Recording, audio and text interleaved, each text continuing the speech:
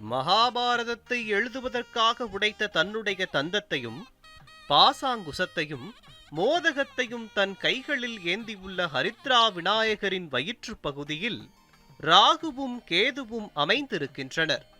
இதனால் இந்த விநாயகரை வழிபடுவோருக்கு ராகு கேது தோஷங்கள் நீங்கும். மேலும் திருமணத்தடை, கடன் தொல்லை, கல்வியில் ஏற்படும் இடையூறுகள் ஆகியவற்றை அகற்றி அருள் செய்கிறார் ஐங்கரத்தான். ஐயனை வேண்டி அவருக்கு வாழைத்தாரை வழங்குவதால் திருமணம் நடைபெறும் என்பதும் பிள்ளைப்பேறு கிடைக்கும் என்பதும் ஐதீகம்.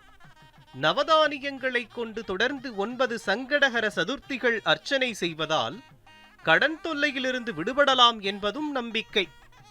நவக்கிரக தோஷங்கள் நீக்கி அனைத்து செல்வங்களும் பெற ஹரித்ரா விநாயகரை வழிபடுவோம்.